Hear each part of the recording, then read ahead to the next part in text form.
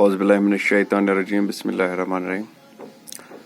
Class 12 physical education का ये offline class है क्लास 12 के लिए। जो हमारा आज का टॉपिक है वो है मेथड्स ऑफ ट्रेनिंग। जो ट्रेनिंग्स इससे पहले हमने पढ़ा था सपोर्ट्स ट्रेनिंग्स क्या होती है, तो जो आज का टॉपिक है वो है मेथड्स ऑफ ट्रेनिंग। कौन कौन से मेथड्स ऑफ ट्रेनिंग हम इस्तेमाल कर सकते हैं for the different kind of trainings. अगर हम देखेंगे पहले there are different kind of trainings. एक ट्रेनिंग वो होती है कि जिससे हम क्या कर सकते हैं, स्ट्रेंथ इंक्रीज कर सकते हैं। दूसरी ट्रेनिंग होती है जिससे हम इंडोरेंस, तीसरी और ऐसे फ्लेक्सिबिलिटी, कोऑर्डिनेशन या मतलब और strength, endurance, flexibility, agility. These are the different methods, these are the different kind of strengths, these are the different kind of trainings. हम ट्रेनिंग जो ये ट्रेनिंग्स है इनको हासिल करने के लिए there are different kind of modes. बहुत सारे अलग अलग तरीके हैं डिफरेंट ट्रेनिंग्स को हासिल करने के लिए। आज जो हम पढ़ रहे हैं that is the strength method developments, वो methods that increase the strength of our body. There are different various methods, बहुत सारे मेथड्स है जिसे क्या that can increase the strength in our body.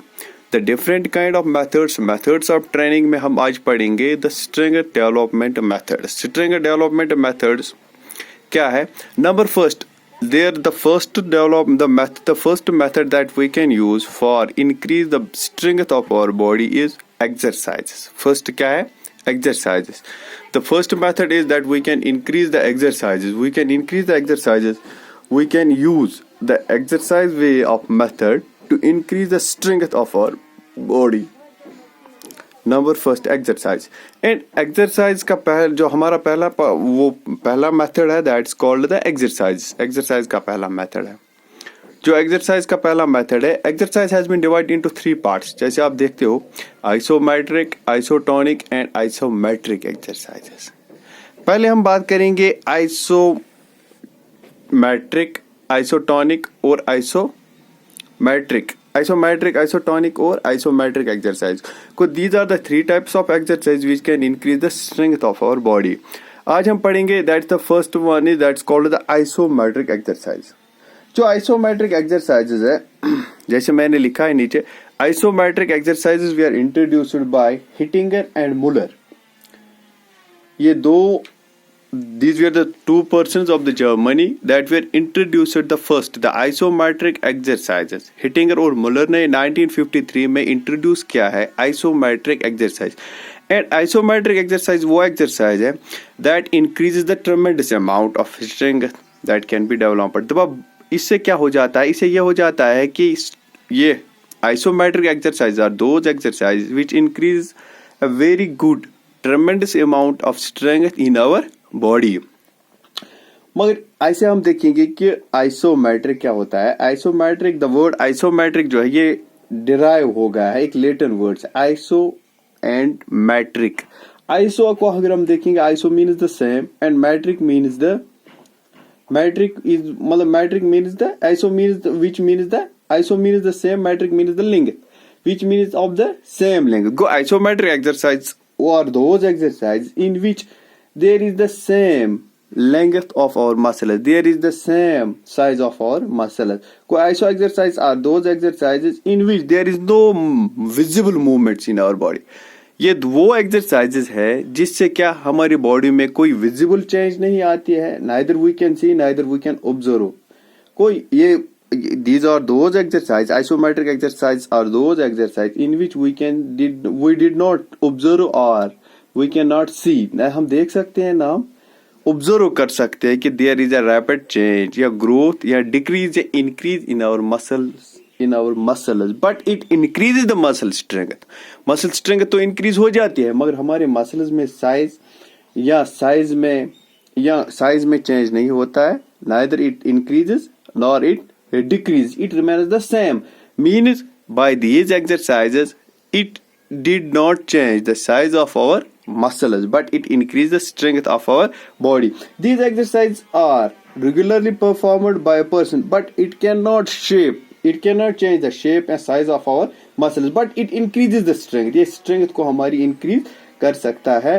But these exercises are known as, जैसे कि मैंने लिखा है, प्रेसिंग, पुशिंग द वॉल, या pulling any kind of weight, या holding any kind of weight, hold या स्टैटिक पोजीशन, मतलब जैसे कि छोटे छोटे exercise, these exercise are effective for the person weight lifters या जिम्नास्टिक एक्टिविटीज, या for cricket players, football players. These exercises increase the strength of our body, but it did not make any kind of certain change. Neither it increases the body, neither it increases the body, मतलब body composition या muscles, neither it decreases the muscle. These muscles or these exercises are known as light exercise. जो light exercise हम कर सकते हैं, जैसे कि walking, pulling या पुश, वॉल को पुश करना, या मतलब cervical exercises, rotation of our body, these are the exercise. ये वो एक्सरसाइजेस है जिनको हम क्या बेसिक एक्सरसाइजेस भी कह जाते हैं या सिंपल एक्सरसाइज भी कहते हैं।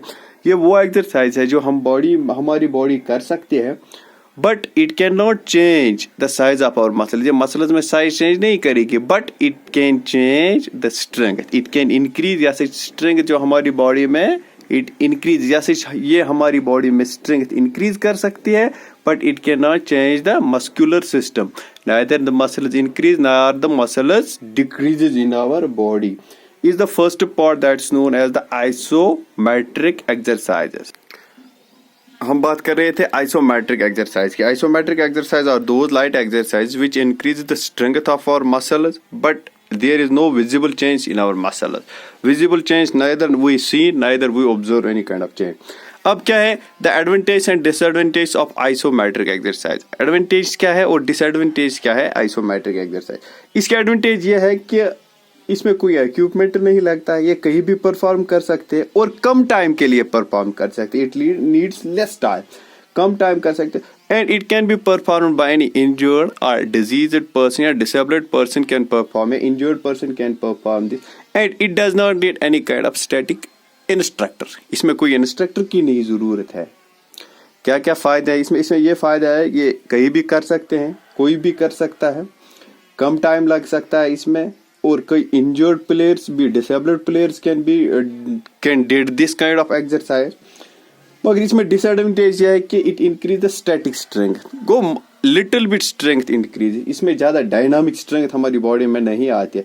It can not increase the blood level, it can not increase the it can not increase the blood level, it can increase a little bit energy in our body, it can increase a little blood circulation, it can increase the less consumption of oxygen. These are the disadvantages.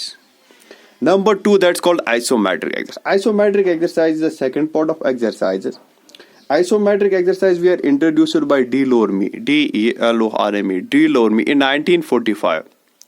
These exercises are known as those exercises in which the muscles can see, in which we can see the visible change, in which we can see visible change, or we can observe the visible change in our muscle during these exercises.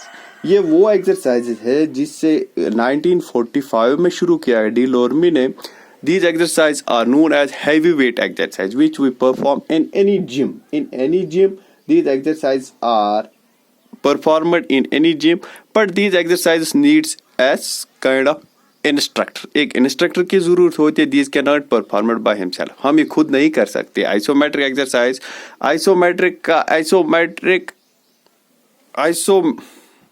हम बात कर रहे थे isotonic exercise 1945 में introduce किया D लोर्मी ने।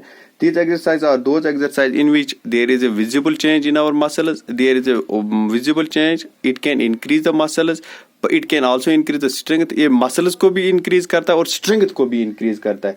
These exercises are known as heavyweight exercise. मतलब कि तमाम exercise, ये वो exercise है जिनको heavyweight exercise कहा जाता है जो हम जिम में करते हैं। These exercises are known as, जैसे कि कैथलिक exercises, डम्बल मशीन पे जो हम बॉल करते हैं, मेडिसिन बॉल पे जो हम एक्सरसाइज करते हैं, in these muscles in these during these activity, जब हम ये हैवी वेट एक्सरसाइज करते हैं, we can see the change in our muscle, the contraction, the iso, जैसे कि आइसोटोनिक जो है, आइसोटोनिक एक लैटिन वर्ड है जिसका माने ये है कि iso means the same, tonic means the tension, means when there is a contraction और रिलैक्सेशन इन आवर माइंड। वो each and every contraction there is an effect on the flexors and extensor. जो हमारे flexor muscles होते हैं और extensor muscles होते हैं, there is a contraction, means there is a contraction in each and every movement, in each and every activity, in each and every exercise में क्या होता है कि we can see the contraction of our muscles. That contraction increase the strength of our body.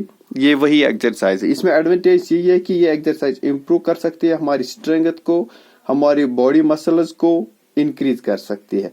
But इसके disadvantage ये, it needs much equipments, it needs much strength, it needs a good instructor. Number third, that's called isokinetic. Iso means the same, kinetic means the inner motion. Means ये method introduce किया गया है 1960 में J.J. Parare ने। J.J. Parare introduced kinetic method in 1968. इस method का मतलब यह है कि iso means same, kinetic means motion. Means these are those exercise, ये वो exercise है जो हम motion में कर सकते हैं। जैसे कि a swimmer, when a swimmer is in motion and he needs the strength and he needs the motion, he needs the speed. Swimmer जैसे कि साइकिलिंग स्विमर या ट्रेनिंग मशीन पे होती है।